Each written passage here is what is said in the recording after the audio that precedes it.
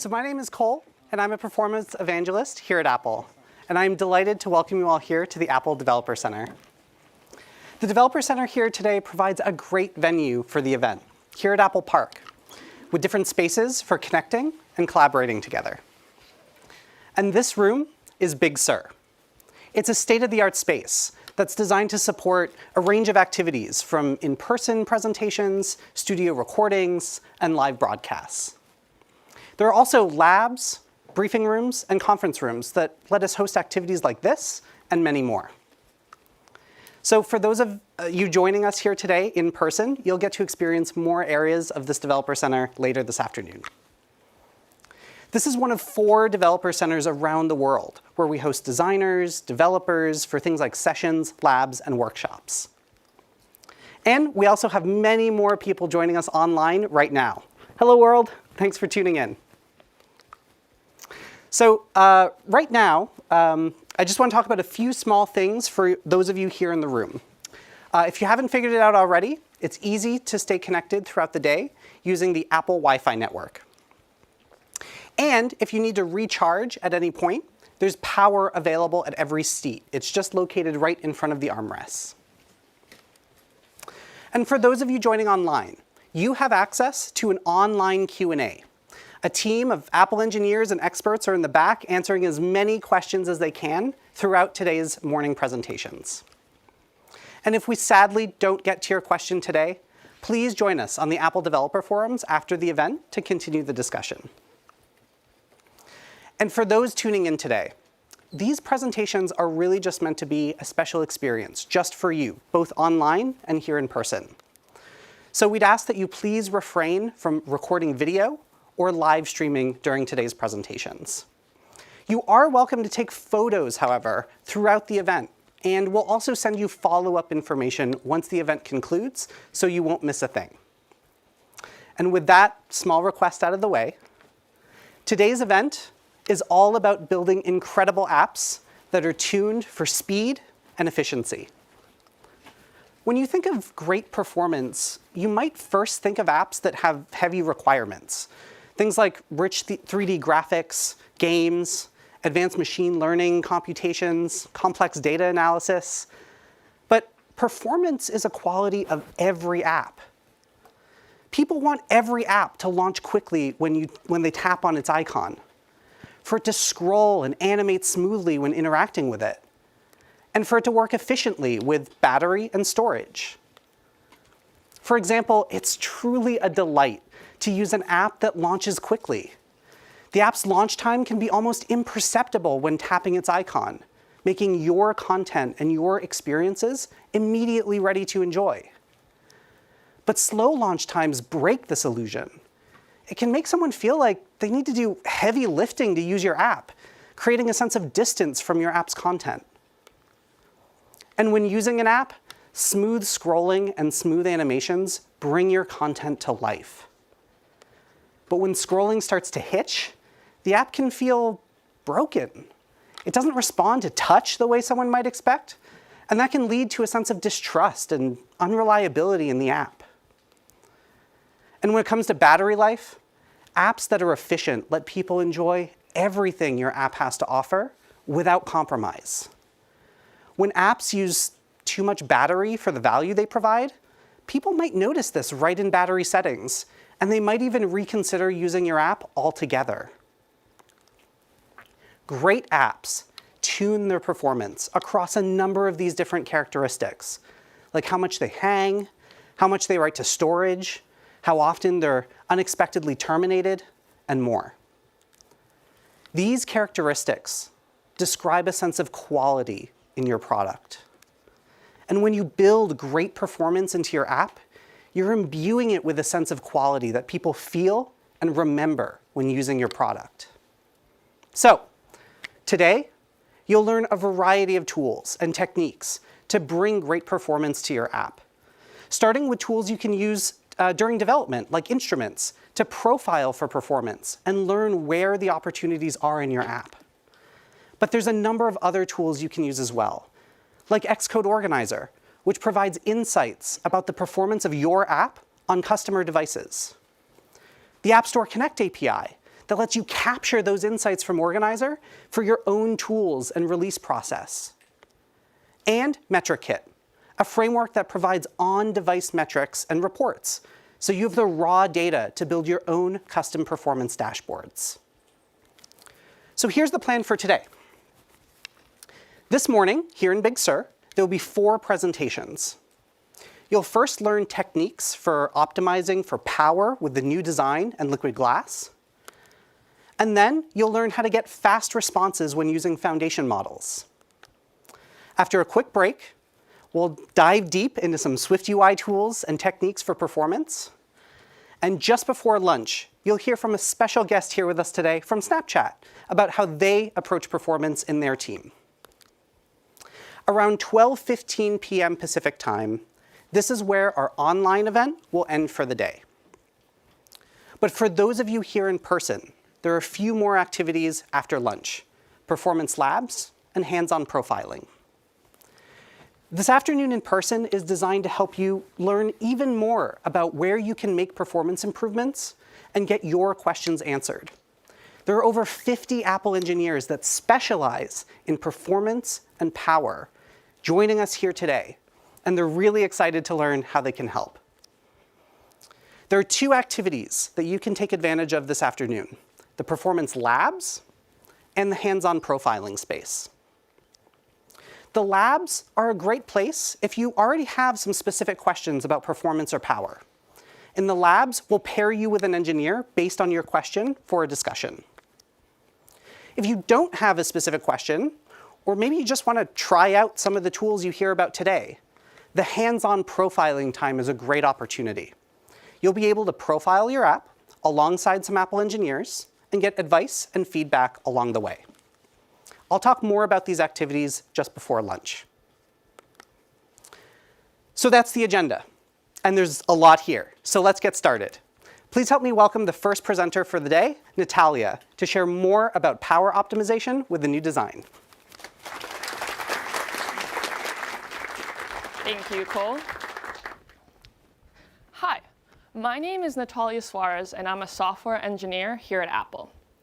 I work with different feature teams at Apple to optimize for power.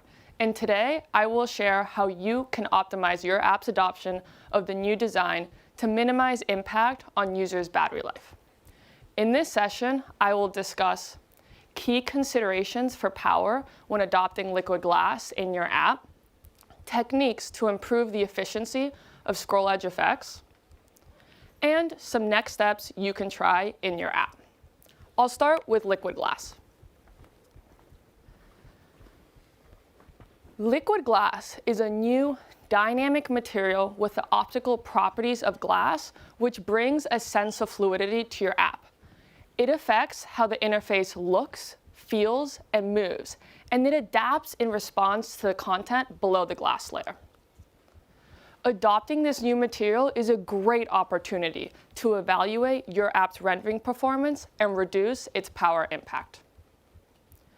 To make liquid glass as efficient as possible in your app, I'll discuss how you can, in many cases, combine separate liquid glass effects into containers that can improve rendering efficiency.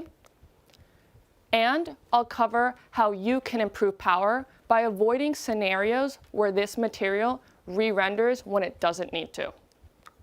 I'll start with containers. Views that use liquid glass can be combined into containers to allow the system to render multiple liquid glass components more efficiently. You can do this by wrapping liquid glass elements that are a similar size and near each other in a glass effect container in SwiftUI. There are 2 things to keep in mind when using the glass effect container: the size of the objects you are grouping and the relative location of those objects. One of the most important considerations when using containers is the size of each liquid glass element. When a liquid glass element is small, the system can minimize the number of visual effects it needs to render as they aren't visually apparent. When you group a small element with a larger one, however, you lose out on this optimization. because the system treats it as one large element. So it adds additional visual effects that are not visible, increasing rendering power. For example, the system would not want to group the keyboard with the text field, as the keyboard is a large liquid glass element, while the bar is small. If the system were to group them together, they would be adding additional effects to the text field that are not visually apparent, and would then lead to inefficient rendering of that bar.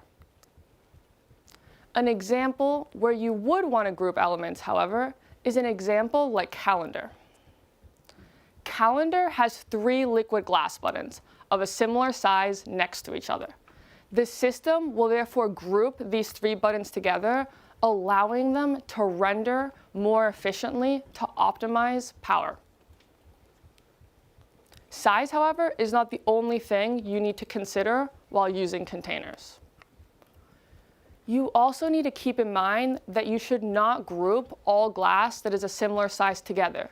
The location of these elements is also a crucial consideration. The container calculates liquid glass effects across the entire area between your elements, and any change within that area triggers a re-render of all objects in the container. So, if you have liquid glass elements on opposite corners and something animates in the middle, both distant elements have to re-render unnecessarily, leading to an increase in battery consumption even though those elements have not changed. An example of this would be in maps. If I were to group the weather view in the top left of the screen with the buttons on the bottom right, any time I were to move my location indicator in the middle, it would force a re-rendering of all those liquid glass elements, despite them not changing. So, what Maps does to minimize unnecessary rendering is it groups elements optimally by only grouping the rightmost buttons together and not including the weather element. This way, the use of containers is maximized while minimizing the surface area that would cause the material to re-render. Now that I've explained a couple of key considerations while using liquid glass containers, let's dive into a simple code example on how to create them. In this example, glass effect container is used in the body of a SwiftUI view to combine 2 buttons. To add the liquid glass effect, the button style modifier specifies glass, which gets applied to all of the buttons in the container. This results in the container optimizing rendering performance by combining multiple glass effects, leading to fewer overall rendering passes. So it's a great optimization to reduce the power impact of your app. While using glass effect containers is an important consideration to help maintain great battery life, you also need to consider new types of re-rendering issues. With liquid glass, sheets, buttons, and other controls are translucent, allowing your content to shine through. But in some cases, these effects are not visually apparent and can be optimized to reduce rendering costs. For example, consider my simple pedometer app. It counts my steps and displays them with this prominent text. It also shows a progress view animation, indicating that my steps are actively being captured. And below that, there's a button that I can tap to view my workout details. When I tap on the View Workout Details button, a sheet appears over this view with more information about my distance, duration, and more. When viewing this sheet, the content below is still visible through the glass effect. For example, the step count is faintly visible, and it updates about once per second as I step. I know it's hard to see, but I promise you it's there. It's great that the content below is coming through the material and is updating with each step, just like I'd expect. However, consider the progress view. In this case, the animation of the progress view is not visually apparent at all, and yet it is still animating underneath, causing part of this large glass sheet to render on every frame.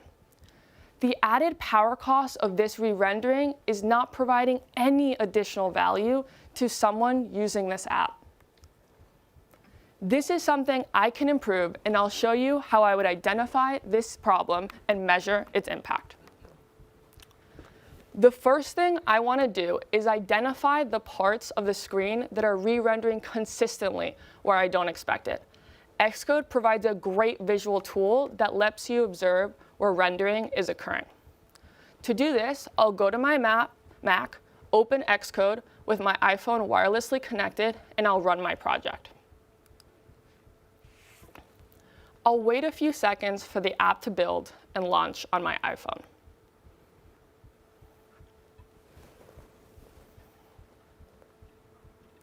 Then, in Xcode, I'll navigate to Debug, View Debugging, Rendering, and Flash Updated Regions.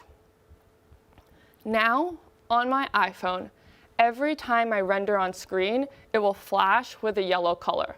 So when the step counter updates, it flashes yellow. And the progress view is continuously flashing yellow, showing that it is constantly rendering to display that animation. Next, in my app, I'll tap the View Workout Details button to bring up the sheet. When the sheet comes up, it has a persistent yellow square over it. That's what I suspected. Even though it's not visually apparent, the yellow color indicates that this part of the screen is constantly updating. I've gone ahead and added an optimization to my app to test this out. This optimization will hide the spinner when the sheet is presented. Now I'll toggle that on and bring up the sheet. When the progress view is hidden, the yellow rectangle only flashes occasionally, around once per second, when the step count increases, which is what I would expect. By hiding the spinner, the glass effect now only renders when the visually apparent content changes. So, I know this optimization changes how frequently this sheet is re-rendered, but how do I know if there's a power savings from this optimization? One of the best ways to measure power in your app is using the power profiler available in Instruments. To do this, I'll go back into Xcode, click Stop, and go to Product Profile. The app will build for release mode and bring up Instruments. I'll choose the Power Profiler and click Record. Instruments will launch the app, and to Profile, I'll tap the View Workout Details button. Right now, Instruments is recording power information about my app. I haven't turned on my optimization, so right now, the progress view is animating under the glass effect, causing that constant re-rendering. I'll give it about 10 seconds or so, and then I'll click Stop. Now, I'll do the same thing, but without the progress view animation occurring under the glass effect. So I'll click Record again. I'll toggle on my app optimization and bring up the sheet. I'll give this another 10 seconds or so, letting the step counter increment and letting Instruments collect power data from the app during this run.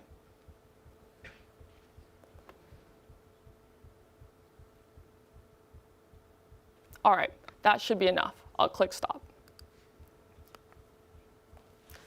Instruments profiled a lot of information about the performance of this app, including the time profiler, network activity, and power, and it presents it in a timeline.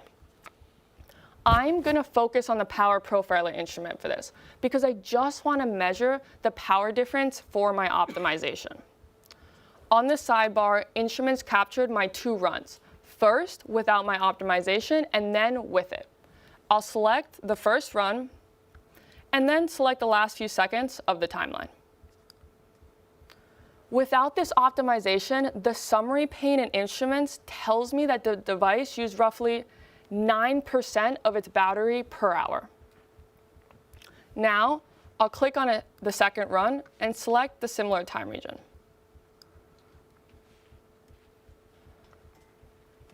During the second run that did have the optimization, the device used roughly 6% of its battery per hour.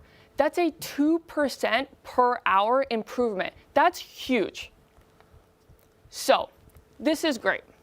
The Flash Updated Regions tool in Xcode let me identify the excess re-rendering, and the Power Profiler let me measure the power impact to verify that my optimization worked.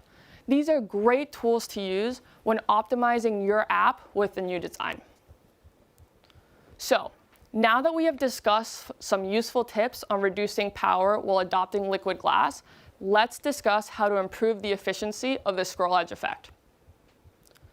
Scroll edge effects sample the content underneath it in order to preserve the legibility of the content above scroll views, like navigation titles. One of the ways you can improve the efficiency of scroll edge effect rendering is by considering the background of your scroll views. Scroll views with opaque, static, and solid backgrounds can explicitly set their background visibility. By doing this, the system can use more efficient ways to render the edge effect.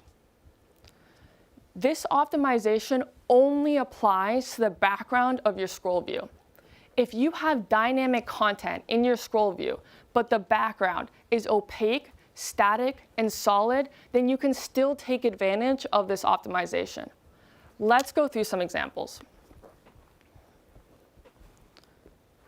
Here I have the weather app. The weather app uses a dynamic and non-solid background, so the system would not be able to utilize the optimization here. But the system would be able to utilize the optimization in an app like Photos. Despite there being a list of photos with a range of colors, the background is opaque, static, and solid. It's just white. Therefore, the system is able to utilize this optimization to render the scroll edge effect more efficiently.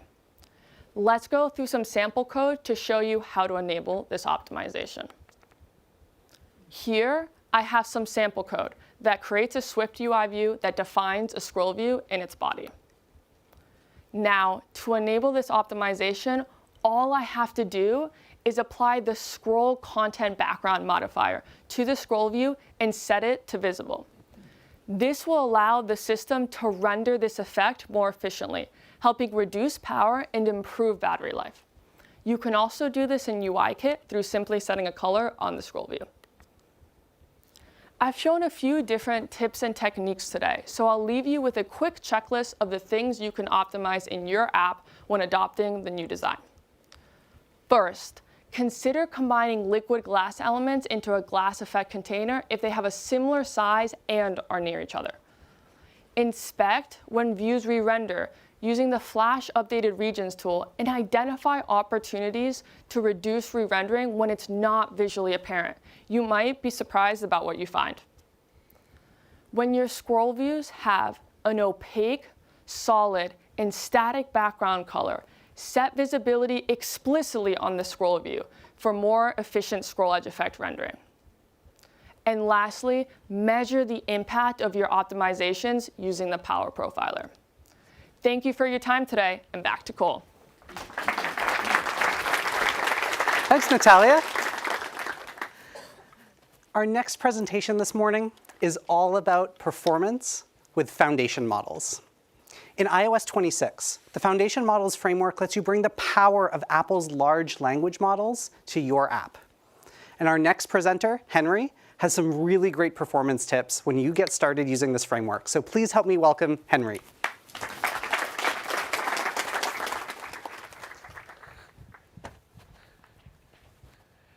Hi, I'm Henry Mason. I work on Apple Intelligence. Today, I'm going to talk about how to get great performance with Apple's new Foundation Models framework. It's a remarkable moment for artificial intelligence. AI isn't just about generating text or answering questions. It can amplify creativity and simplify complexity. With Apple's new Foundation Models framework, you can use AI to summarize information, translate ideas, craft natural language interfaces, or generate structured data directly in your apps. You can build tools that understand what users mean, not just what they tap. You can let them describe what they want, then watch your app bring it to life. To start, I'll talk about the new Apple Foundation Models framework. Then I'll cover a bit about how foundation language models work. This will allow us to have a better understanding of the fundamental performance characteristics of foundation models. Then I'll go over an example app that uses the Foundation Models API to locate some performance problems. Finally, I'll explore some techniques for addressing some common problems and make your app's foundation model performance great.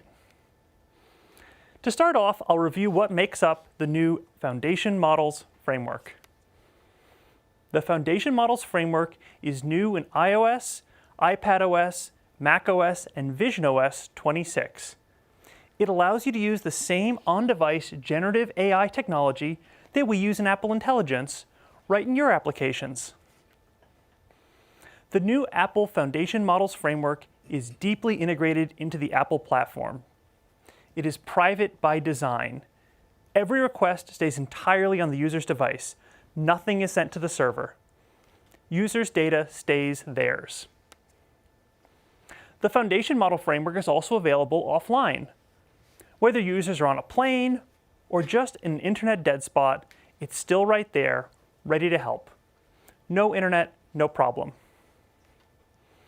The Foundation Model framework is free to use for both users and developers. There's no subscriptions, no usage quotas, no token budgets. It's part of the platform, and it's included at no additional cost. And finally, it's built in. People running iOS, iPadOS, macOS, and visionOS already have access to foundation models. For developers, this means no new API keys to manage or new SDKs to bundle. For users, there's no extra installation, no setup, no friction. Foundation models are ready to use as soon as your app is ready to launch. So, Foundation Models framework is private, always available, free, and built in. It's just a few lines of code. You don't need a cloud account. You don't need to think about tokens. You just import foundation models, create a language model session, and start generating. I'll go over how easy that is in code. I start by importing foundation models. Then I create a language model session using the default configuration. That session represents your usage of the on-device model. Next, define a simple prompt to tell the session what to do. Calling respond returns the model's answer as a string. The power of a modern language model right there in your app. One of the challenges of LLMs is the unpredictability of their output. When you generate a raw string, the output may be in an unexpected format. If you ask for JSON, there's no guarantee that the keys will be what you expect, or even that the output will be valid JSON at all. Foundation Models Generable API addresses this. You write normal Swift code, and the framework takes care of parsing the response for you. In this example, the search suggestions type represents a list of search terms. By annotating the type with Generable, the response from the session is guaranteed to be in a valid format. And it's really exciting to see what developers have been able to do with foundation models. Here's Stoic. It gives users hyper-personal journaling prompts based on recent user entries. Here's VLLO. It's a video editing app that uses the Foundation Models framework with the Vision framework. It uses them together to autonomously suggest matching music tracks and stickers for different video scenes. And here's Smart Gym. It's a fitness app that uses Apple's Foundation Models framework to let users describe workouts in a natural language, then convert them into structured routines. Its new Smart Trainer feature learns from past workouts and gives personalized recommendations, such as adjusting reps or weights or proposing new routines. It is so exciting to see what else will be possible with the Foundation Models framework. Next, I'll talk about how large language models, or LLMs, actually generate answers, and why the way you use them changes how fast and efficient they feel. An LLM doesn't store pre-written answers. It generates text one piece at a time. The input text is broken into little fragments called tokens. Each token is typically a word or piece of words. The model looks at the whole conversation so far, then predicts the most likely next token, again and again, until the answer is complete. In this example, the question, "What are 10 facts about Swift?" is broken into 8 tokens. Under the hood, each token flows through a statistical model that decides what is the most likely next token. It weighs all the past tokens before picking the next one. Every step, the model is scanning back through the entire conversation so far. In this example, the model first reads the entire input, "What are 10 facts about Swift?" to predict the most likely word that follows the question mark token. The model finds that the word "here" is the most likely next token. On the second step, the process repeats. But this time the model looks at the entire sequence so far, "What are 10 facts about Swift here?" and predicts the most likely token after the word "here." In this example, the prediction is the word "are." This process repeats over and over for each output word.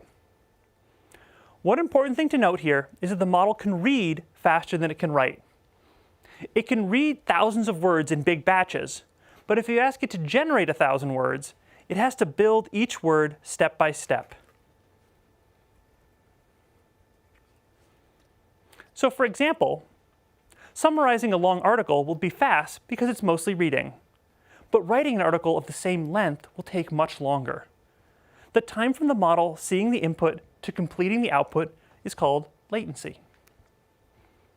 One other thing to note. Different kinds of text will break into tokens differently. A simple English word like banana will just be 1 token. But some text, like dates or phone numbers, will turn into many tokens. So characters of symbols will take more time to process than characters of plain words. Now I'll talk a bit about the context window. The context window is the amount of information that the model can see and work with at one time. It's like the model's short-term memory. The window conceptually includes the input and output of a generation session. In the Foundation Models framework, this includes the user prompt, the tool definitions, the instructions, and any generated content. Anything that increases the size of any of these components will increase latency and risks exhausting the finite context window. When you give the model a short prompt, it doesn't have much to keep track of. But if you prompt with pages of text, the model will have to reread all that text for each output token. So the longer prompts will mean more work every step of the way, which will lead to higher latency for your users. Every token counts. Engineering the prompt is a balancing act. On the one hand, you need to be precise enough to remove ambiguity, because vague instructions will cause low-quality results.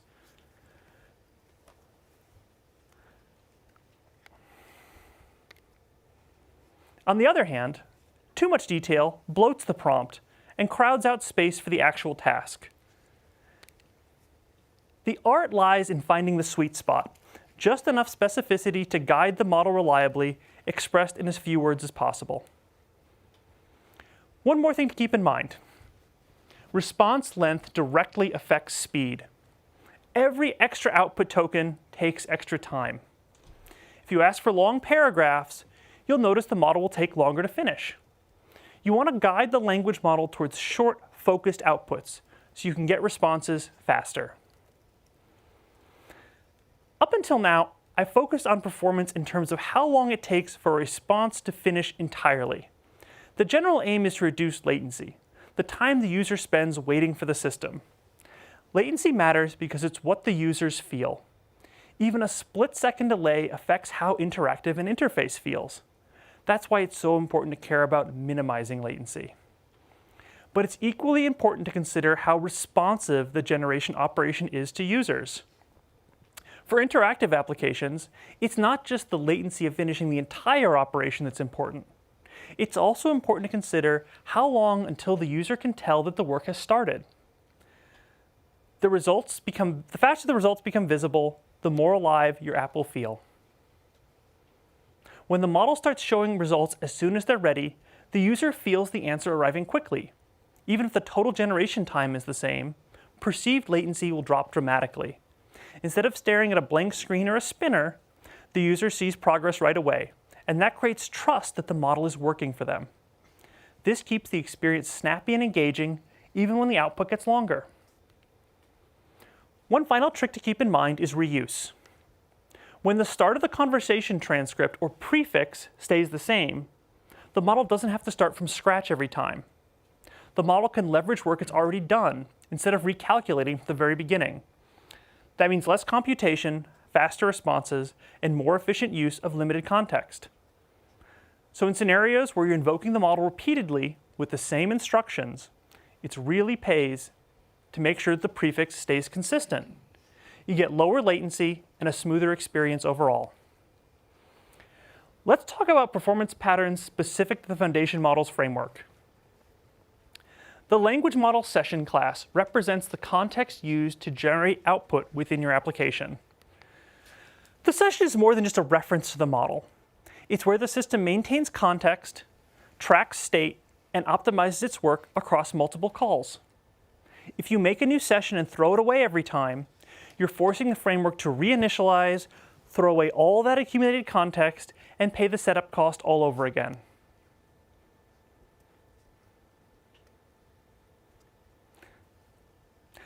The instructions field given to the language model session's initializer should be direct and concise. It should only contain the information needed to respond to a single kind of user request. Irrelevant or repeated instructions will take extra processing time, delaying your users from seeing the results they really care about. So it's important to avoid vague or subjective prompts. When you annotate a type with the generable macro, the framework automatically generates a schema that defines how to map the generated content to that type.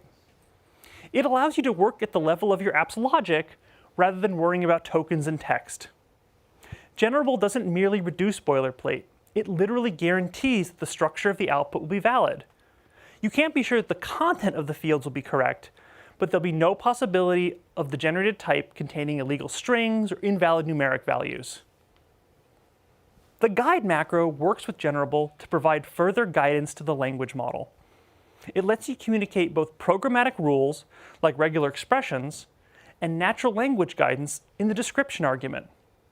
Keep in mind that the description field also contributes to the use of the language model context window. So just like with the instructions field, be concise here. In fact, if the name of the field is self-explanatory, you might be able to skip the use of the guide macro entirely. Under the hood, Generable asks the language model to represent the response data using JSON. That's great, because JSON is flexible and maps naturally to most existing Swift structs and enums. It's already widely used by lots of existing Swift code, for example, when communicating with web services. One sticky point, though. JSON itself can be pretty verbose. Every brace, every quote, every comma all takes up tokens. And because field names have to be repeated over and over, the cost can add up quickly. If you're asking for a list of objects with many fields each, the field names might outweigh the actual values.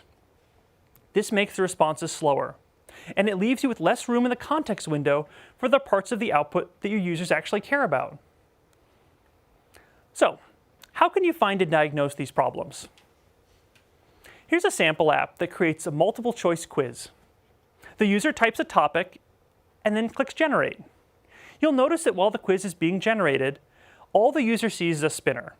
There's little indication from the user interface about how much work is being done. It also takes a really long time from pressing the generate button to the user seeing anything. 12 seconds is a long time to wait. Let's go over what might be causing that. Like most performance questions on Apple platforms, the first place you should go for answers is Instruments. Instruments is like an X-ray for your app. It shows you exactly where your code is spending time. Instead of guessing what's slowing things down, Instruments gives clear, real-time visualizations tied directly to the source of what's going on under the hood. And now in Xcode 26, Instruments has special support for foundation models requests. When you're ready to dive deeper into performance, Instruments is just a click away. From Xcode, go up to the Products menu and choose Profile. Your app will launch directly into Instruments. You can also use the keyboard shortcut to jump in. By default, it's Command-I. Xcode will build your target, launch Instruments, configure to profile your application. A great starting point is the CPU Profiler template, which performs fast, low overhead measurement of CPU time and thermal state. If you're using other machine learning tools, also consider using the CoreML template, which shows which hardware components of the device are being used. For example, it can break down the impact of the CPU, GPU, and neural engine independently. This can be really helpful when you're combining the foundation models framework with other machine learning models.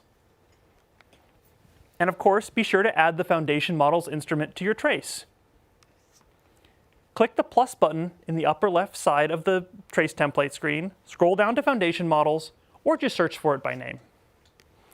The foundation models instrument will be added to the timeline.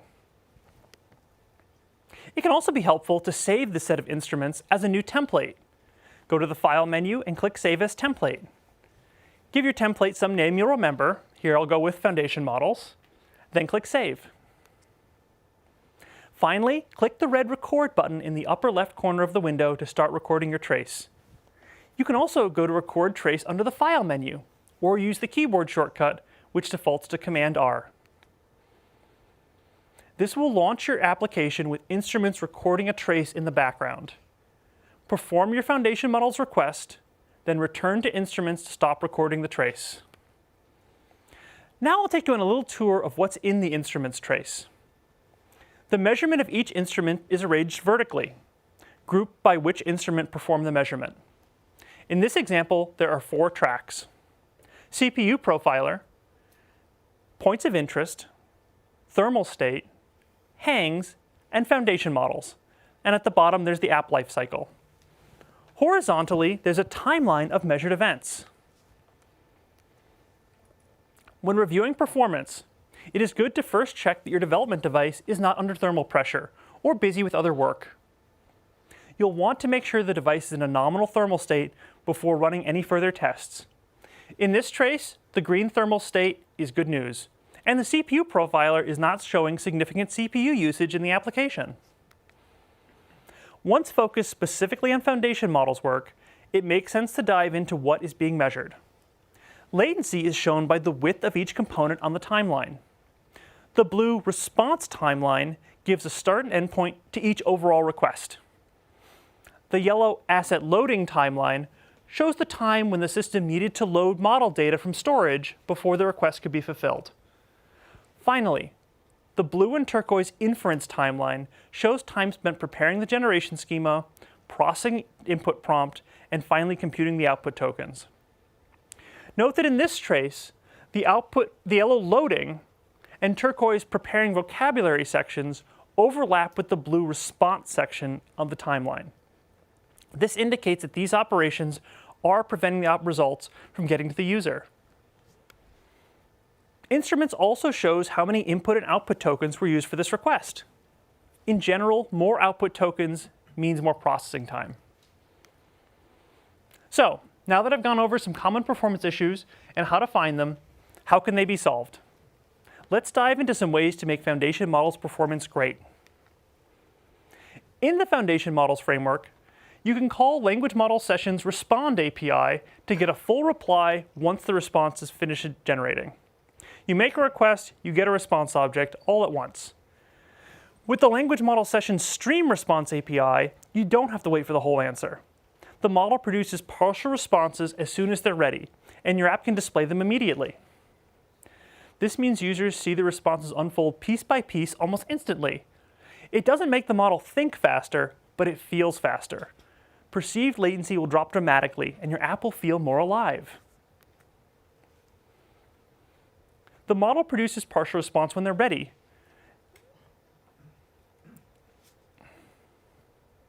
It's also important to only use one language model session for each set of instructions, and retain a reference to it for the duration of your app's user interface. Use concise instructions that are agnostic to each specific request, and put only the request-specific information into the prompt field. Another potential opportunity that can speed up the request is to disable include schema in prompt in your response call. Include schema in prompt defaults to true, which tells foundation models to include information about generable types before processing the user's request. This improves output quality, but requires the model to consume more input tokens. In this example, the quiz host class can remember that the session has already responded to one prompt. Repeated work can then be avoided in subsequent responses by setting include schema in prompt to false. Let's go back to the recorded profile in instruments for a moment. Two major sources of latency here are the asset loading segment in yellow and the prepare vocabulary in turquoise. These two operations need to be performed before the session can respond to the user's request. But luckily, these usually can be performed ahead of time before the user's action kickstarts the output generation. The work can be hidden behind periods of time when the application is waiting for the user. Preparing the language model session for inference is called pre-warming. Pre-warming a language model session is like preheating an oven while preparing ingredients. Pre-warming the session gets the model loaded from storage into memory and prepares the model for output generation. In the foundation models framework, this ahead-of-time preparation is exposed through the pre-warm API. Simply add a call to the pre-warm API of your language model session to allow the system to get an early start on this work. The SwiftUI task view modifier, which performs work asynchronously as the view appears, may be a good place to do this in your application.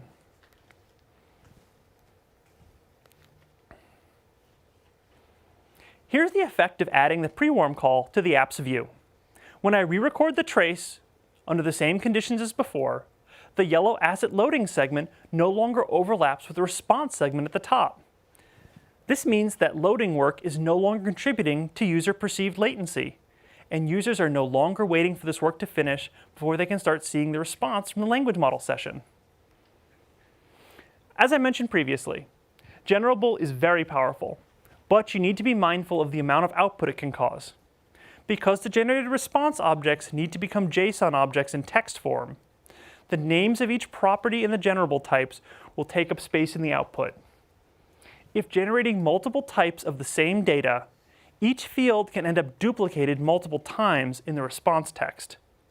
This is exacerbated by JSON's text format requiring several tokens for symbols like quotes and braces. You can reduce the overhead of the JSON representation in a few ways.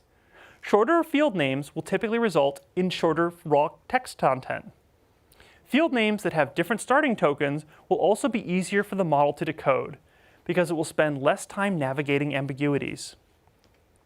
If practical, consider flattening your type hierarchy rather than having several nested types. This reduces the amount of output tokens, which is automatically decoded into your generable type. With all these changes, the app is now much faster. Now the user gets the generated questions almost immediately after pressing the Generate button, and the whole quiz is ready in less than 7 seconds. I've covered a lot here. I've discussed Apple's Foundation Models API and walked through some techniques for finding performance bottlenecks there. Always start by measuring, and Instruments is the right tool for that job. Keep your prompts and guides to the point. Make sure you don't have the Foundation Models framework doing the same preparation work twice, and try to get that work done while not blocking the user. Use the Streaming API to keep your UI responsive. And finally, edit your generable types to make them faster. For more information about the Foundation Models framework, check out these videos from WWDC 2025. I hope this helps you in your journey to deliver great generative AI experiences in your apps. Thank you. I'm back at Cole. Thanks, Henry. All right. Before we continue on, I think it's time for a short break. How's that sound? So we're going to pause here for about 15 minutes. You can use the washroom, stretch your legs, get another sip of coffee. We'll be back here shortly, and thanks and see you soon.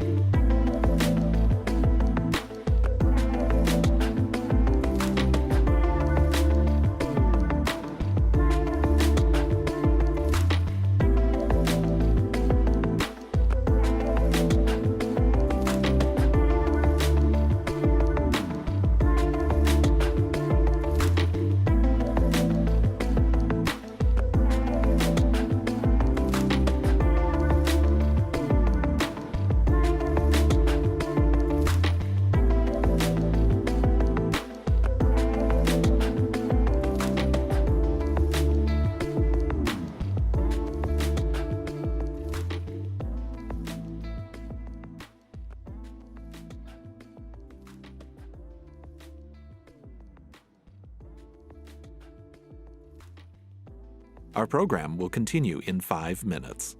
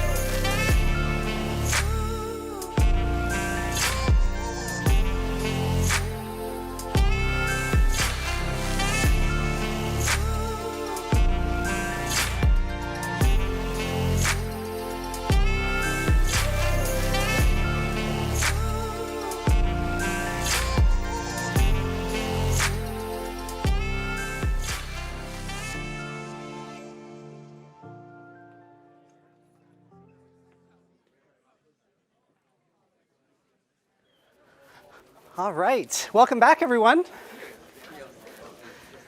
So today, we have a lot more to cover, so we're just going to get into it. You may recognize our next presenter from a WWDC session on SwiftUI performance. And he's back here today to go even deeper and share some more insights on how to get the best performance from SwiftUI. So let's get started. Please help me welcome Stephen. Thanks, Cole. Hi, my name is Stephen, and I'm an engineer on the SwiftUI team. Today, I'm going to share some techniques that you can use right away to help you optimize your SwiftUI app's performance. This is an advanced talk that builds on another talk from WWDC 25, Optimize SwiftUI Performance with Instruments.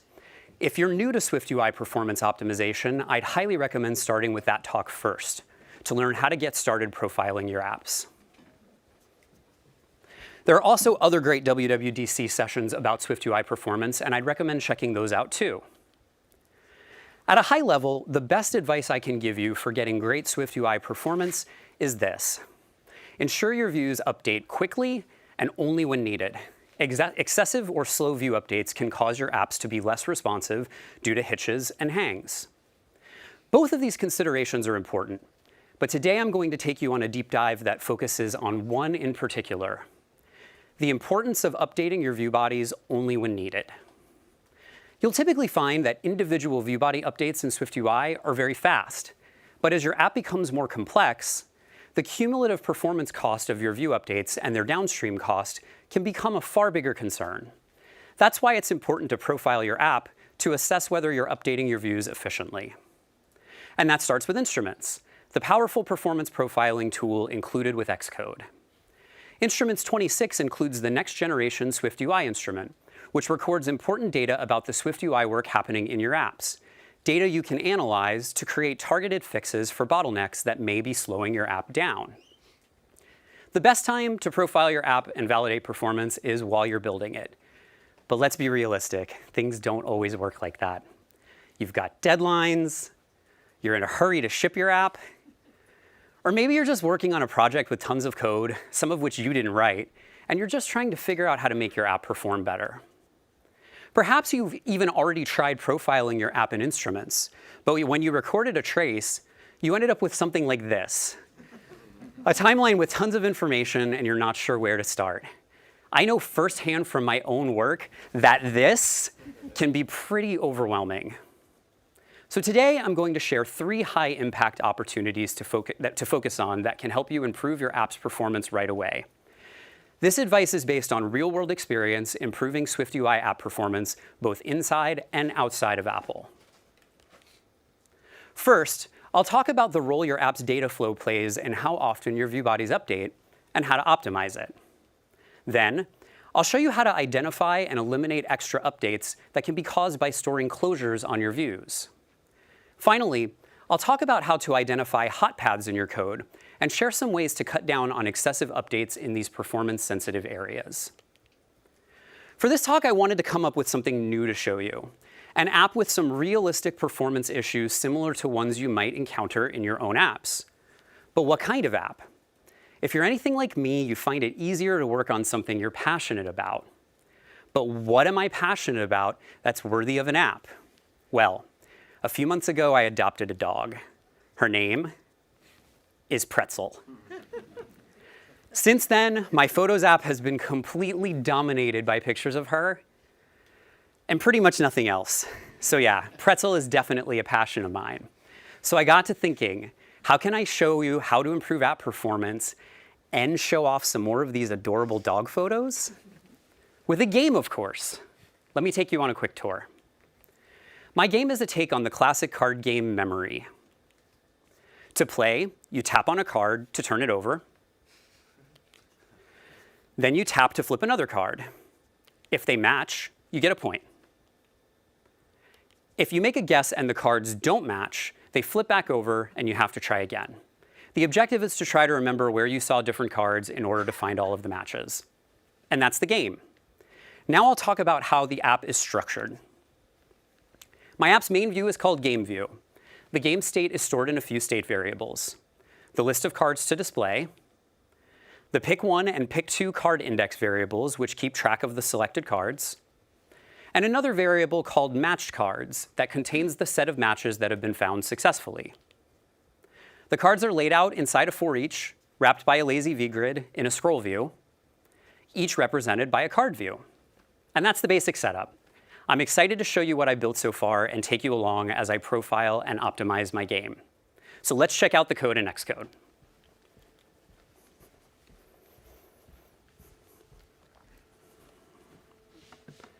Here's my main view I mentioned, game view.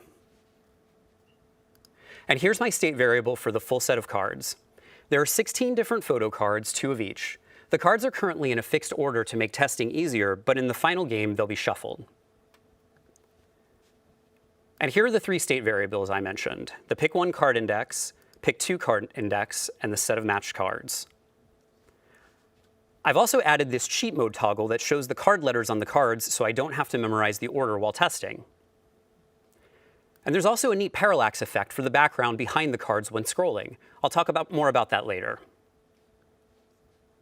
And here's where I'm initializing the card view. I'm passing it all the properties needed to display the card, as well as bindings to my 3 game state variables, so I can update them when choosing cards. Lastly, I have view builders for the front and back of the card. The front of the card shows the image displayed when I choose a card. And the back view builder contains a view called Card Back View that shows the pretzel icon on the back of the card, with an overlay showing the card letter when cheat mode is enabled.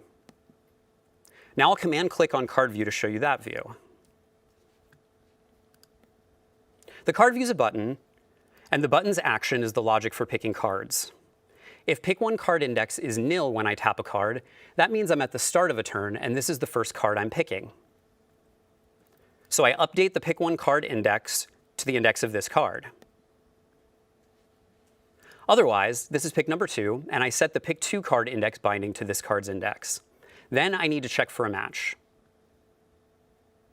If the card for the first pick matches the current card, I add it to the set of matched cards, and then set both picks to nil to get ready for the next turn. If this isn't a match, I'll also set the picks back to nil, but I do that in an animation with a 2-second delay. This keeps the cards face up for a moment, so I can try to remember them. The button label is the card itself. I start with the back view builder and add an overlay. The front of the card, the photo, is shown if the card's index is one of the 2 picks, or if this card has already been found and is in the matched cards set. The same logic goes for disabling the button. If the card is flipped over, it can't be tapped again. And that's pretty much how the game works. There's more to talk about, but I'm itching to find out how the app is performing, so let's go ahead and profile for the first time. I'll click Product and Profile.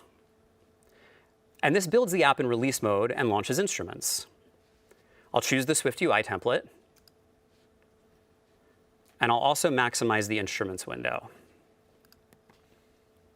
Today I'll be focusing on the SwiftUI instrument, which shows all the updates performed by SwiftUI during the trace, and the Hitches instrument, which identifies times when the app is unresponsive during animations, like scrolling. Using your app while recording in instruments gathers a lot of data. Before each recording, I like to have a plan. For this first recording, I'll test making a couple of guesses. I'll click Record, which launches the app. And I'll start by immediately making a match. I'll tap G and then the other G. And then I'll make an incorrect guess. I'll tap 0 and then B. And then I'll click to stop recording. Instruments finishes recording, terminates the app, and prepares the profiling data for display. For this trace, I'll be investigating how many updates happen when I tap the cards. The top-level SwiftUI track has 4 lanes. Update groups, it shows a representation in gray of all of the work performed by SwiftUI.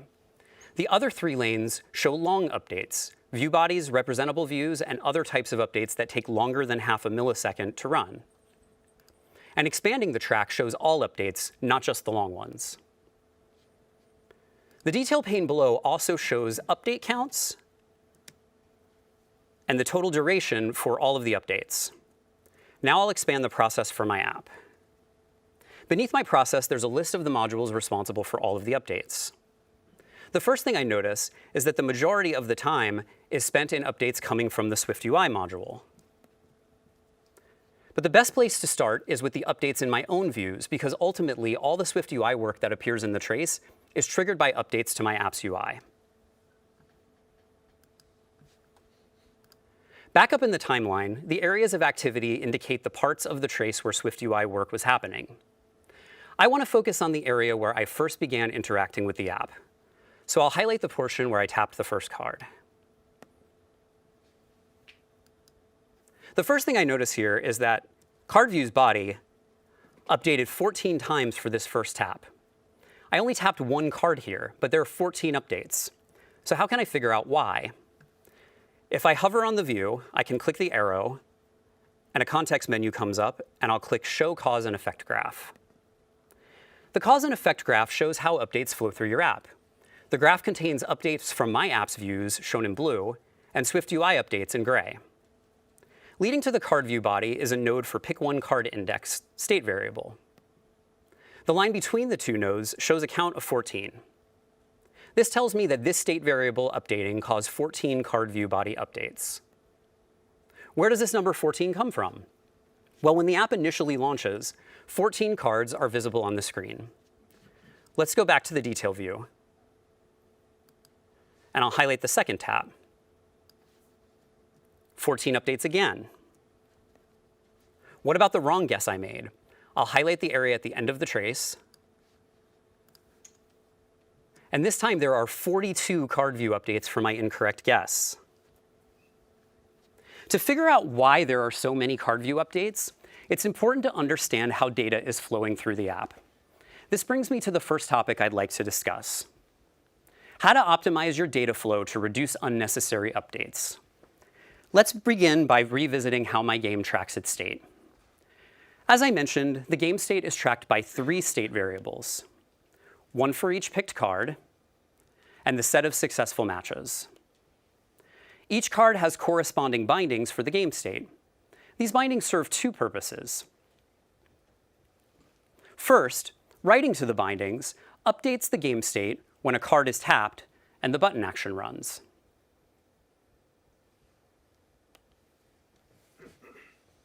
Second, the button's label and disabled state are determined by reading the values of the bindings. Now I'll do a little simulation to count the updates that happen when I'm interacting with the game. When I tap the first card, labeled G, the card updates its binding for pick one card index to 0, which is the index of the card I tapped. This updates the corresponding state variable in the game view to 0 as well. Now remember how each card shows the front or back based on its bindings?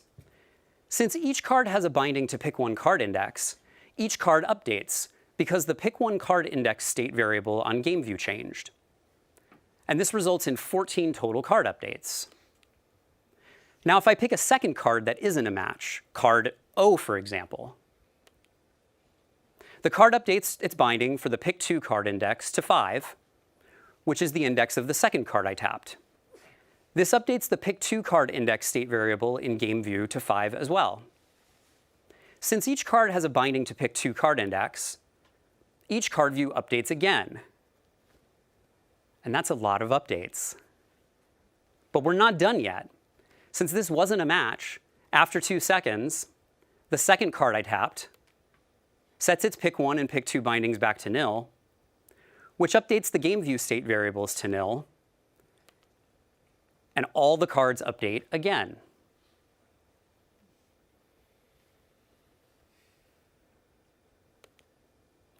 This brings the grand total to 42 card view updates for one incorrect guess, after only 2 card taps, even though the majority of the cards never changed. I only expect 4 updates, 1 for each tap, and 2 more for the cards flipping back over. I must be able to do better than 42. Each card has a binding to each of the 3 game state variables. So every card has to update anytime one of these variables changes. I'd like to structure my app's data flow in a way that allows updates to happen for only card views that changed. A great way to do this is by moving the game state variables into a class that adopts the observable macro and passing that class to each card. Here's how observable works.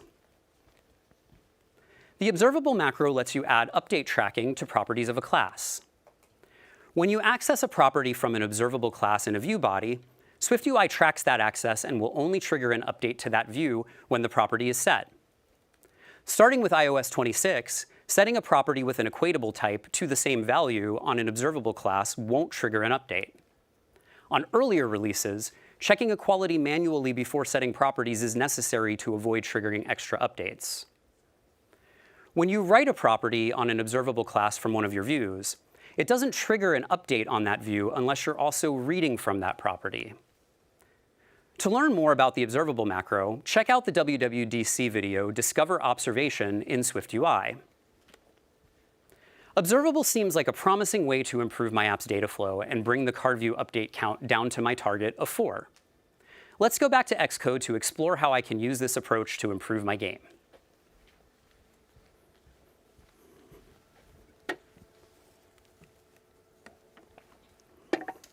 Let me switch back to Xcode. And I've already coded up the observable changes I described in an updated version of my game view called Game View Observable. So I'll change my app's main view to that view, and then Command-click to jump to the new view.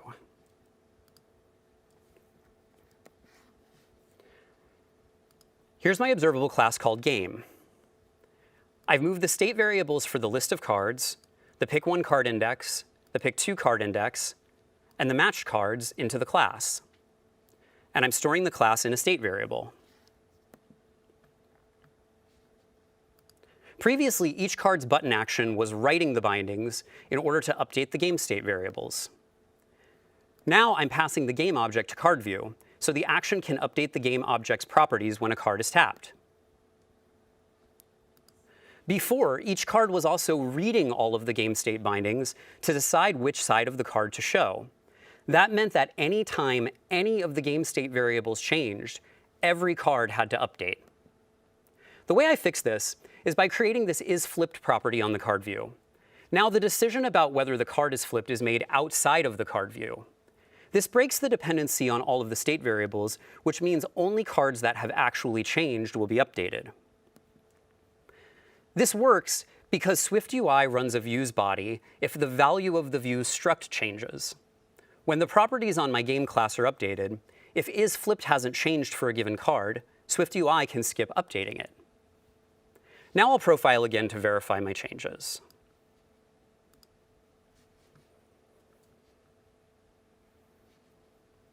And this time I'll just make an incorrect guess since that's the one that had 42 updates. I'll tap O and then B. And I'll stop recording.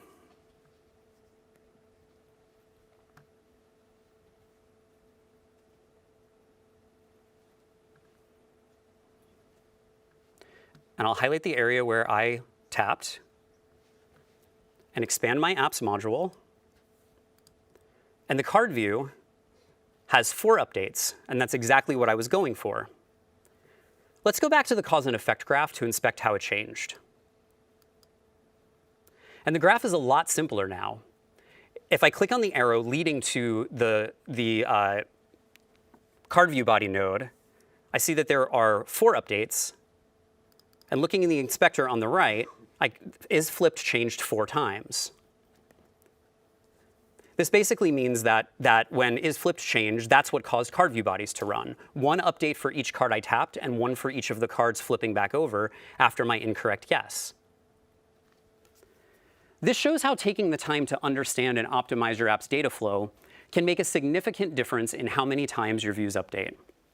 To recap, examine your views updates in a trace. If a view is updating far more frequently than you expect, it's not worth investigating. Not all unexpected updates will lead to performance problems, but they frequently do. It's important to structure your views to only depend on the data they need to keep them up to date. If a view updates frequently without actually changing, that's a sign that there's room to improve your data flow.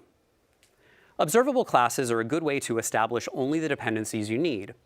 Since writing to an observable property doesn't trigger an update in the view you're writing it from, you can update it from anywhere, knowing that only the views that read the property will update. You can also break unwanted dependencies by moving conditional view logic outside of a view. This allows SwiftUI to skip running the view's body if nothing has changed. This is what I did with the isFlipped property on my card view. Before I move on, I need to say one more important thing about this topic. To optimize your app's data flow, you really only need to do one simple thing. Rewrite your entire app. I'm joking. You can apply the techniques I'm sharing today to incrementally improve your app's performance right away. I've just explored how observable can help eliminate extra updates, but this advice isn't necessarily one size fits all. Here are some things to consider when choosing between state and observable. State is great for storing data locally in the view that owns it, when you need to persist that data across view body updates. State is also useful in cases where you have a subview that effectively needs to borrow its parent state to read or modify it using a binding. This pattern is used extensively throughout SwiftUI's APIs, like sheet presentation or controls. Observable classes are great for shared state in your app that needs to be read or written by many views across your app. They give you more control over when your views update based on where you choose to read and write their properties. For instance, now my card views write the game's state properties on my new observable class, but they don't read those properties, so my class allows me to avoid extra card updates. So I'm pretty confident that I have things under control for the updates that happen when tapping card views. But my investigation isn't quite done yet. One area where good or bad app performance is particularly noticeable is when scrolling. Smooth scrolling is key to having your apps feel fast and responsive. Hitches while scrolling, like in the example on the right, are distracting and can make an app feel unresponsive and unpolished. With that in mind, I'd like to get a sense of my app's scroll performance. The best way to start evaluating scroll performance is to try it yourself. So let's go back to the app.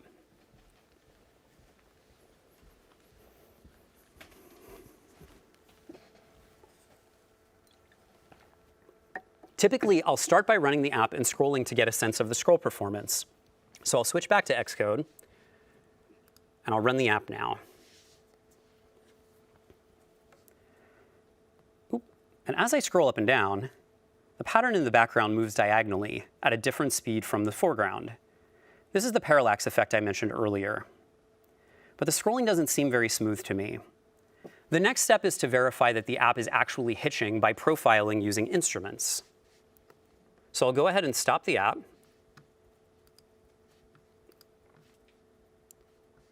And I'll click Product and Profile again. And record. And this time I won't even tap any cards.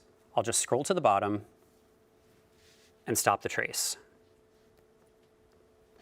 I'm particularly interested in the hitches instrument for this trace. And sometimes when it takes longer to transfer the data, that's a sign that I may have a ton of updates, and I have some stuff to look at here. The hitches instrument is almost solid red during the time I was recording, so I'm not just imagining the bad scroll performance.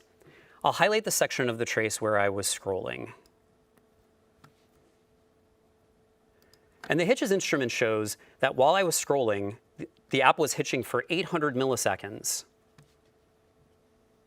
And I was only scrolling for less than 2 seconds. So that basically means that the animation was frozen for a large percentage of the time while I scrolled. I should check what kind of work SwiftUI was doing. So I'll click the SwiftUI instrument. And there are a staggering 150,000 updates that happened while I was scrolling. The majority of the updates are from SwiftUI itself, about 140,000. But like I mentioned before, I'll start by analyzing my own views updates because they're ultimately responsible for most of the SwiftUI work. For my own views, I had about 6,000 updates. I'll expand my apps module to check which views we're updating. The card view body updated around 3,600 times. And the new game view updated 135 times. and so did the background view. And strangely enough, card back view also updated 2,200 times. It makes sense to me that background view is updating because of the parallax effect that causes it to move when I scroll. But card view and card back view don't seem like they should update at all since they're not even changing. The average duration for each of these updates is very short, just a few microseconds, but it's important to remember that each of these view updates can also trigger more expensive SwiftUI work. If I expand the SwiftUI module, there are a ton of button updates happening while I'm scrolling. Almost 22,000. These are the buttons in each card. Let's go back to my view updates to understand what's happening. There are a few different things I want to investigate here, but I'll start with the biggest set of updates for my own views, the card view. I'll go to the cause and effect graph again to try to track down why the cards are being updated.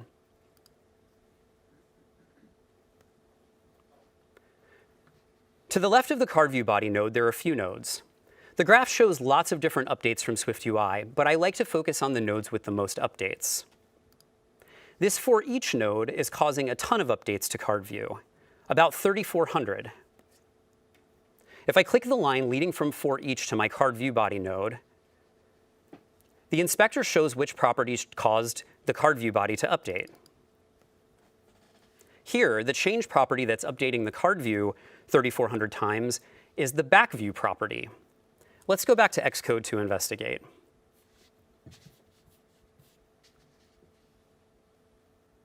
Back view is the view builder closure I pass to the card to render the back.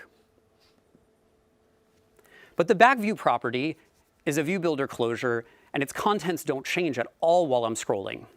So how could this property be changing and causing all of these updates? This brings me to the next topic.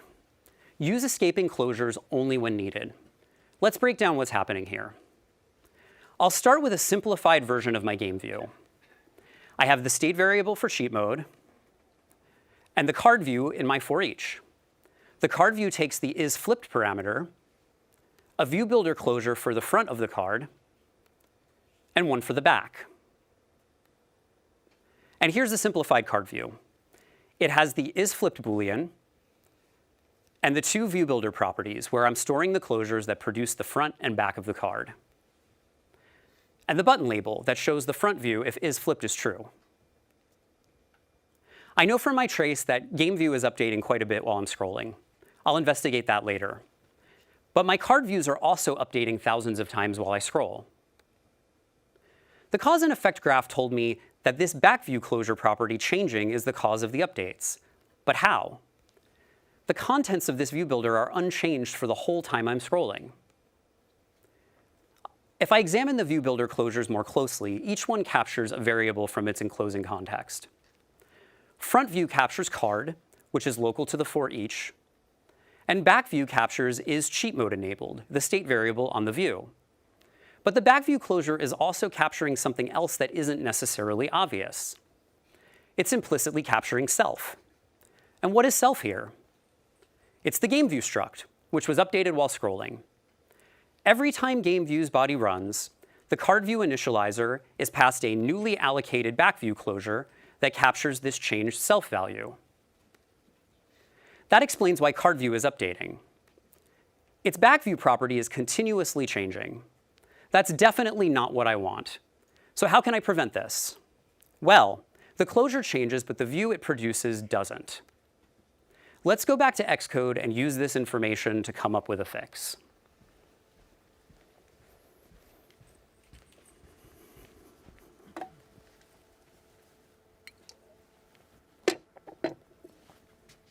So my back view closure is implicitly capturing self when I'm accessing the isCheatMode enabled state variable.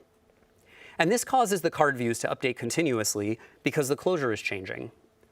The best way to fix this is to stop storing the view builder closures on the card view and instead store their results. I'll switch back to card view. And here are the view builder closures. The syntax I'm using here causes the synthesized init for this view to store these escaping closures as properties on the view. I can update both of these view builders to no longer be stored closures by simply editing their types.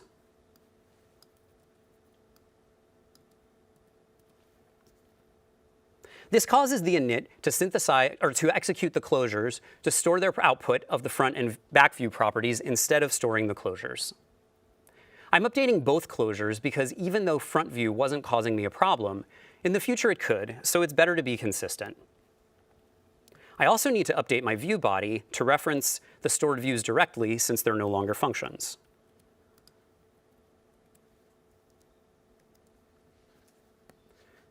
And now let's profile again.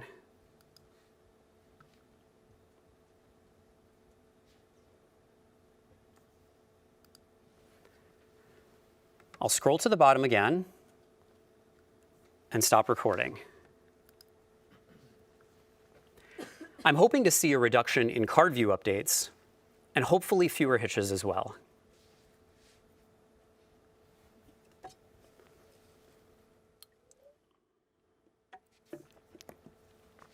I'll highlight the area where I was scrolling again, and I'll check for the updates to card view. In my last trace, there were thousands of card view updates, and now there are only 18. I can expand card view to see what kinds of updates these were. All 18 updates were creation events instead of updates. So these are just the new cards being created as I scroll. Let me check the SwiftUI updates too.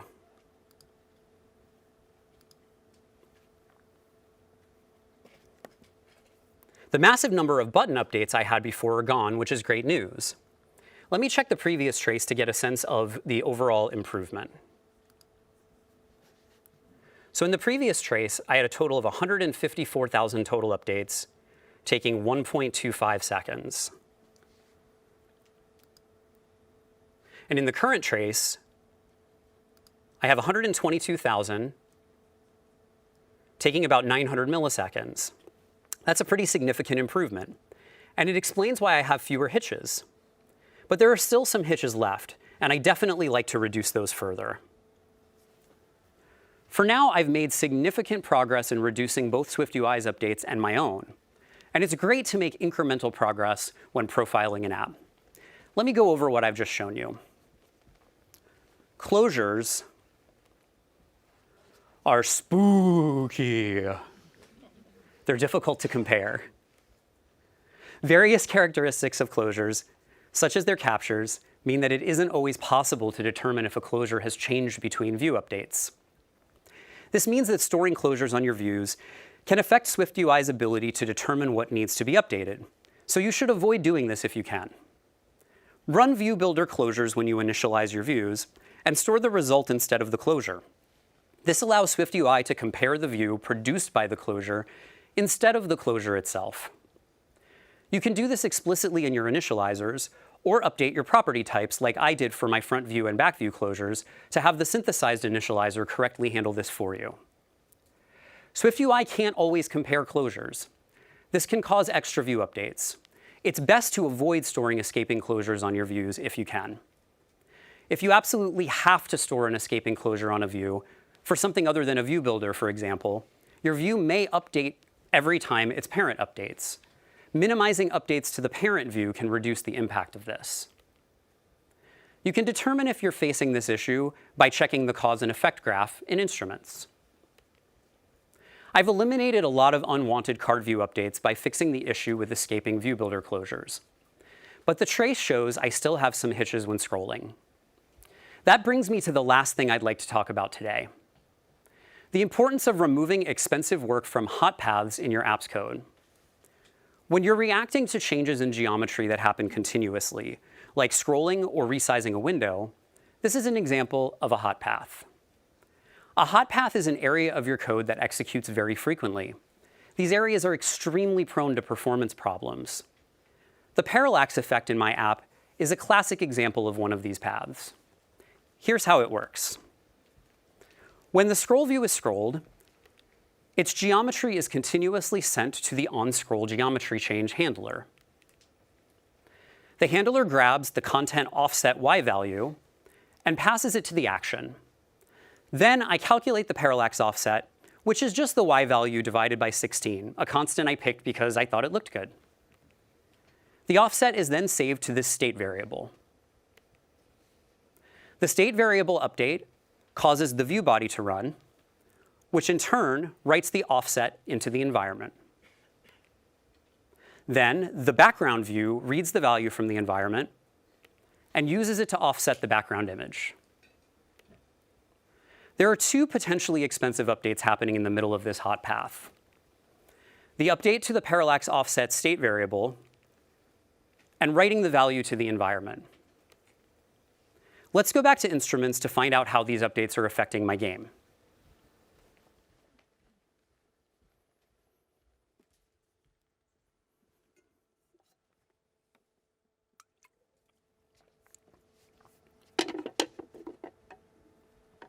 I'll select the SwiftUI instrument and collapse it.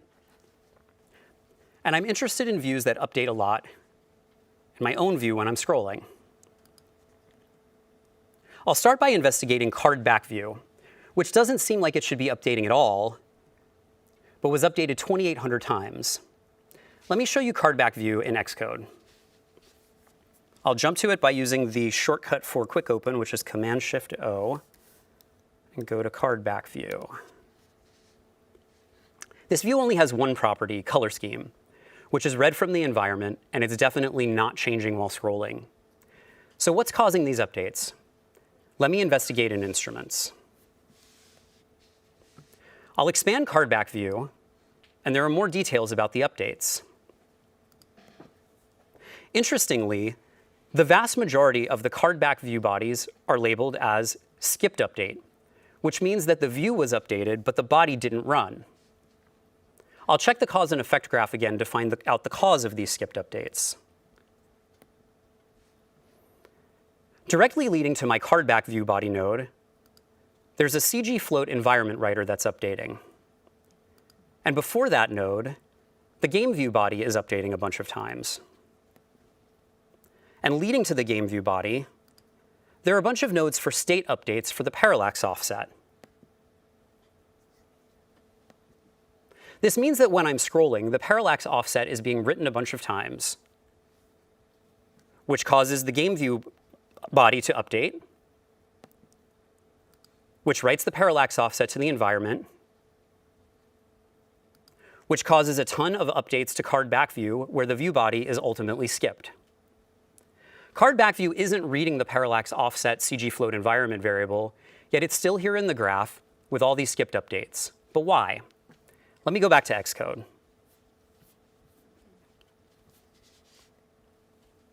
The answer lies in how the environment works.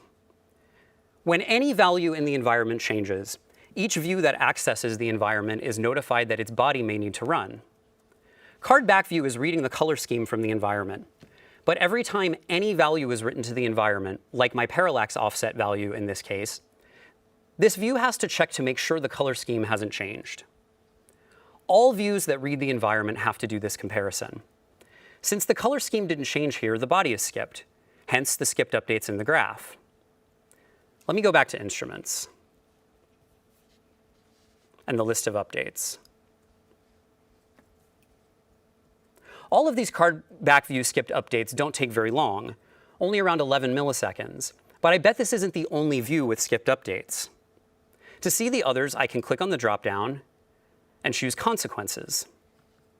This view shows all the updates grouped by category.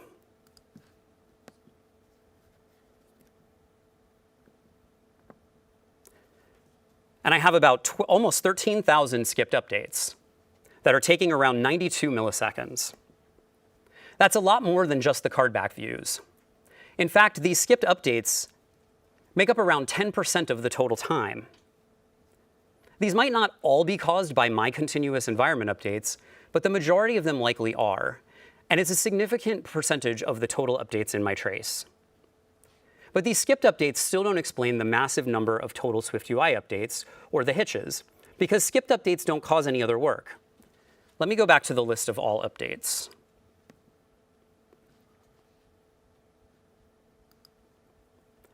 I said before that there were two potential issues I suspected might be causing me scroll performance trouble. Continuously updating the environment, which I just explored, and updating the parallax offset state variable continuously, which causes the game view body to run over and over again. Now I'll examine whether those game view body updates may be causing a lot of expensive downstream SwiftUI work. Let me expand the list of SwiftUI updates again. And there are actually some things here I recognize. For each, which I use to build the list of cards, and lazy vgrid layout, which makes sense because everything is wrapped in a lazy vgrid, and text, which I'm using to overlay the letters when sheet mode is enabled. These updates are taking a lot of time. And I know that they're used in my game view body. I could search for each of these in the cause and effect graph, but I know my app's code, and these updates can't be coming from anywhere else. Continuously updating the game view body while scrolling appears to be causing all this expensive downstream SwiftUI work. So in addition to the environment issue, this is also something I need to fix. I've done quite a bit of exploration of the problem, but how can I make this better? Ideally, I would just monitor the scroll position and share the parallax offset directly with the background view, and only update that view because that's the one that's changing. The good news is I was able to use some of the techniques I've already discussed to achieve this. Let me switch back to Xcode.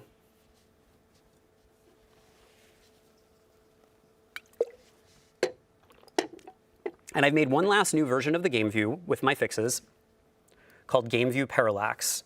So I'll update the main view and then jump to the new view.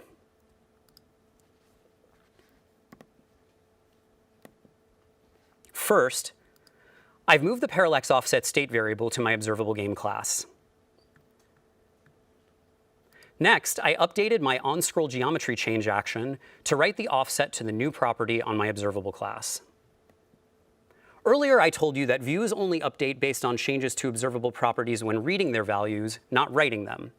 The game view doesn't read the parallax offset, it only writes it. So when my handler is reacting to the scroll geometry change, the game view body doesn't even need to run now, allowing me to avoid all that expensive downstream work. And now, instead of setting the offset into the environment, I'm setting the game class. This is safe because the class is a reference type with a pointer that won't change, so it won't cause any of the continuous environment updates I saw earlier. I also could have just passed the game object directly to the background view, but I wanted to make the point here that putting observable classes into the environment is a safe thing to do. Let's check out my updates to background view. The only differences here are that now I'm getting the game class from the environment and reading the parallax offset from the class. Let's profile one last time to check the results of this change.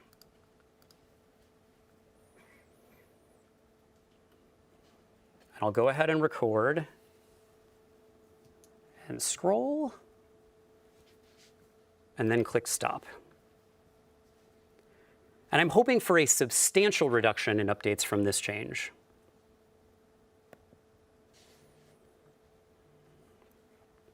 I'll highlight the area where I was scrolling again, and I'll check the list of updates. The total update count now is just over 10,000, taking under 100 milliseconds. Let me check the previous trace. The previous trace had 126,000 updates, taking almost a full second. So that's a massive improvement.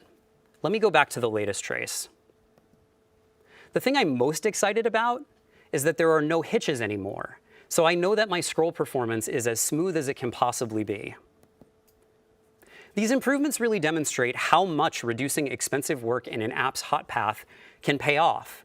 The downstream work caused by updates in these areas can be massive. The most important takeaway from this last set of improvements, and perhaps the most important takeaway from the talk, is this. Pay attention to hot paths. They're extremely performance sensitive. And be extra careful when performing updates in these areas, especially to state and environment variables. When you repeatedly update a state variable in a hot path in a view, that can cause the view body to run continuously. All of the subviews in that view body are reinitialized, which can trigger all kinds of other expensive downstream SwiftUI work if you continuously update state in a complex view. If you absolutely have to update a state variable in a hot path, isolating that state to a smaller view can help reduce the cost by minimizing the cumulative work that has to be done for every update. Writing a value to the environment doesn't only affect the views that read the key where you're writing it. It updates any view that reads from any environment key. Even though view bodies are skipped for these updates, they aren't free, and the time spent can add up as your app's view count grows. That's why you should avoid writing to the environment frequently, especially in hot paths, such as storing changes to geometry, for instance. Use observable classes instead. They allow you to write values from anywhere without triggering unwanted updates, and to update only the views that read those values. I'm happy to say that during our time together today, I think I've made my little pet project a lot better. But more importantly, I hope you're already thinking of ways to use the techniques I've shared to improve your own apps. Let me leave you with some next steps. It's never too early or too late to find ways to improve your app's performance by profiling in instruments. Your app's data flow plays a huge part in how often your views update.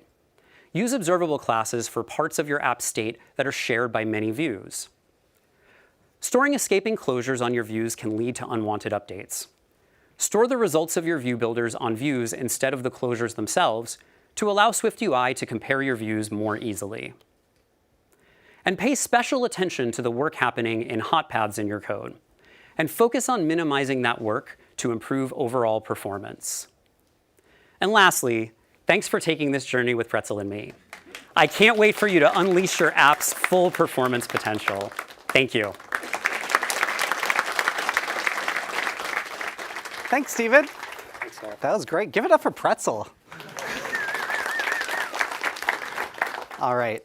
Before we conclude this morning, we have one more presentation today. Alejandro is here from Snapchat to share more about how their team is able to detect and fix performance problems even before they ship. So please help me welcome Alejandro. Thanks, Cole. Thanks, Cole. Good morning, everyone. My name is Alejandro Lucena, and I'm a software engineer focusing on performance tools at Snap. I'm very excited to demonstrate some of our methodologies for approaching difficult performance problems and how we utilize Apple technologies to enable our teams to do their best work. Today, I'll examine some of the fundamental performance goals at Snap and how those goals guide development. Next, I'll discuss the tools we've built for metric analysis. I'll then explain how to leverage UI tests for performance automation, before finally going through an interesting example of everything put together. Let's start with the performance goals first. Two of our most critical performance metrics are focused around P90 or 90th percentile tail latencies for app startup, or how long it takes to launch the app and become usable, and lens apply delay, or how long it takes to apply a lens effect to your camera capture. We use these metrics as a close proxy for the experience we wish to deliver to our customers. Namely, being able to open Snapchat and capture that perfect moment with your friends and family as fluidly and reliably as possible. It's so frustrating when you feel the need to force close an app because it's loading too slowly or isn't responding to your gestures. Keeping a close eye on these two metrics keeps us accountable, since they represent a likely worst-case scenario, and this helps you establish lower bounds on performance. Given the vast distribution of different iPhones that our customers use, a holistic approach to app performance becomes necessary. This means focusing on what is going to move the needle for everybody. This shifts our attention to the fundamental aspects of application performance, such as locality, parallelism, best software development practices, and being mindful of I/O patterns. And perhaps most importantly, we need to be able to catch regressions from automation via performance tests and fix them before the weekly release. Of course, however, no single person is an island.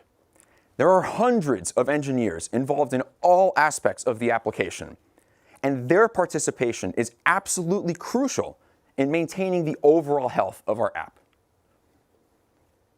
Each of those teams has relevant domain-specific metrics that they're interested in tracking. It's very important that our feature teams have a straightforward way to onboard their own metrics, expressed as intervals and counters. Analyzing those metrics also needs to be as accessible as possible throughout each stage of the product lifecycle. Concretely, this means having at-desk workflows demonstrating how individual changes affect those metrics, PR comments that trigger performance tests, and dashboards that break down the data across interesting dimensions, among others.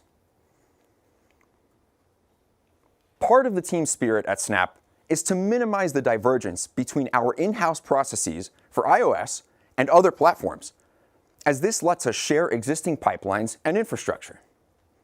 Not only is this cost and time effective, but it also promotes collaboration and knowledge sharing between our orgs.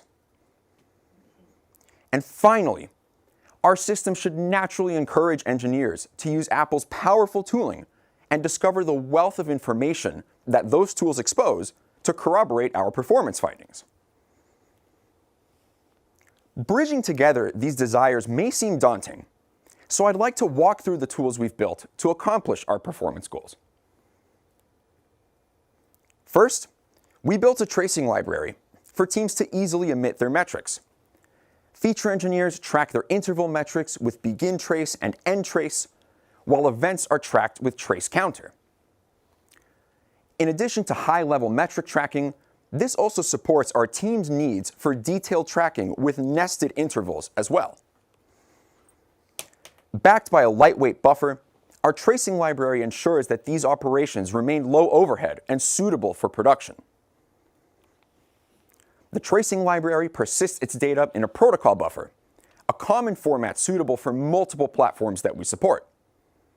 Critically, the same data file feeds three major processes at Snap: local at-desk workflows for quickly iterating on prototypes and code changes, production sampling to keep a pulse on customer-level performance, and metric analysis from performance tests for automated regression checks. We use an open-source web app to examine the protobufs locally. Each of these intervals are ingested via the tracing library and are rendered next to the thread that ran them. The at-desk workflow allows our engineers to collect traces on demand and describe what the application was doing, validate the behavior of nested steps, and observe interactions between threads. We also incorporate usage metrics from our usage and task info as counters in order to understand our impact on system resources. This grants us a great amount of detail that we use to annotate the trace. We can now easily answer questions about these intervals, such as, was the thread busy with compute, or was it blocked waiting for some data? Each scenario requires a very different approach.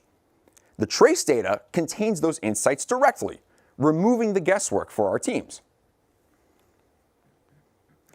Our teams also need to be able to root cause metric regressions with our tools. The best way to do this is with the instruments profiler. Our tracing API optionally emits an equivalent OS signpost call for intervals and counters, which means they're ingested into instruments automatically. Now, interval names can be matched to deeper system information, such as thread states. For instance, you can now conclude that the main thread was blocked during this innermost interval because it was waiting on a lock held by another thread. Now, I want to show you how to leverage XCUI test for performance automation and regression checks. Our performance test suite, based on XCUI test, simplifies how teams author and express their performance-sensitive application flows. Tests are split into setup and measurement blocks. Setup blocks bring the application just one step away from a desired workflow. For instance, you load the Maps tab as setup for map scrolling tests. The measure block then executes the performance-sensitive workflow without polluting the metrics with setup steps. Once the measurement block finishes, the test runner collects the trace file and loops back to the setup. Additionally, the test suite optionally captures instruments traces for the same exact measurement interval. This unlocks the power of instruments data to triage and understand specific performance tests in depth. Our automation is oriented around reducing device variance in testing, so we run performance tests across many devices. Each device produces a number of trace files, which are then sent to an analysis service for further processing. We collect a large amount of samples to perform proper statistical analysis. And now, without further ado, I'll show you an example of how all of this has come together to catch and root cause a tricky regression. As I mentioned at the beginning of this presentation, lens apply delay is one of our key metrics, and we try to guard it very tightly. So it was quite alarming for us when a build system migration regressed this by nearly 14%, especially when no other features were impacted. Lens engineers verified that build flags matched between the two, lens call sites were identical, and there weren't any differences in build warnings or diagnostics. So what gives? And what do we do about it? The good news is, however, that we were able to run instruments over the same performance tests and understand exactly what changed, without guessing. In this sample instruments trace collected from a performance test, the metric is automatically ingested again, which means you can perform detailed analysis on just this particular region. Since this region is associated with high CPU usage, it's instructive to inspect the on-CPU samples. Focusing in on the metric's range, Time Profiler attributes 355 milliseconds to this interval. I asked instruments to display this call tree as inverted, such that I'm able to inspect the function calls bottom up and get right to the lowest level. So far, this seems okay. Nothing immediately jumps out as being problematic. But how does this compare to the original profile? In the original profile, that same interval is reported as 278 milliseconds, which is definitely better than 355, so I might be onto something here. And while this inverted call tree appears roughly the same as the other one, there is a key difference upon closer inspection. Without getting too much into the weeds, the main difference is that our original build system used SIMD versions of our functions, thus enabling data parallelism, whereas the new version remained scalar. A seemingly small difference like this, being responsible for a big performance penalty, might come as a surprise, but the impact is unmistakable. And so, despite the initial stress that this regression caused, this is a fantastic display of exactly what our tooling aims to solve. First, our automation correctly and repeatedly flagged the regression in what is otherwise an atypical scenario. Normally, build system migrations don't introduce this sort of one-off niche regression. In fact, this is one of those situations where it's easy to discard the result as noise because no actual code changed. Secondly, this metric was defined by the lens team, not a performance or performance tooling team. So we know that our tracing library is readily serving our feature teams well. And finally, I want to emphasize that this type of problem requires a tool such as instruments to root cause. Trying to deduce this yourself without profiler data is extremely difficult. The fact that we could rely on instruments to lead us to the root cause by simply rerunning the test with the proper flags enabled is a testament to these tools' success. I want to close out by saying that understanding app performance requires great tools. Modern systems are incredibly complex and have very different behaviors than one might expect. Investing in the right set of tools eliminates hours of guessing and places you on a data-driven path to finding the root cause. Next, it's important to have observability at each stage of the product lifecycle. This not only keeps you accountable for the customer experience in production, but it also maximizes your odds of catching and even fixing regressions before they ship. Lastly, none of this is possible without your teams. Regularly check in with your feature teams and ask about their experience using the tools. Be mindful of their feedback. Consider where there's room for improvement and help to unblock those teams. And with that, I'll conclude my discussion on performance tooling at Snap. I hope this information was useful, and I want to thank you all very much for your time and attention. Now, back to Cole. Thank you so much, Alejandro. All right. Before we conclude this morning's presentations, I'd like to share a bit more about what's in store for this afternoon for those of you here in the room with us today. There are 2 activities available this afternoon at the Developer Center, a hands-on profiling space and the performance labs. I'll start with the hands-on profiling space. When you checked in today, you should have received a sticker on the back of your badge with a time. And this is when you're invited to come join us in the hands-on profiling room. The activity starts at that time and runs for 45 minutes. This dedicated area is an opportunity to try out some of the profiling tools we talked about this morning, like instruments with your own app. And we have a bunch of Apple engineers with different specialties to help you understand the data that you collect and find performance opportunities in your app. At the time that's indicated on your badge, follow the signs to the hands-on area. And don't forget to bring your Mac and a device with you. Next, there's also the performance labs. The labs are great when you already have some power and performance questions and you want to be paired with an engineer to discuss them. Some of you may have already submitted a request for a lab appointment. If you did, check your email for a confirmation. That will tell you what time to check in for your appointment. Just follow the signs to the lab check-in when your appointment time comes around. If you haven't signed up for a lab in advance, that's okay too. Just follow the signs to the lab concierge after lunch. Let us know what you'd like to chat about, and we'll pair you with an engineer. I do have one more pro tip before you visit either the labs or the hands-on room, and that's that I highly recommend building your app for profiling in Xcode during lunch.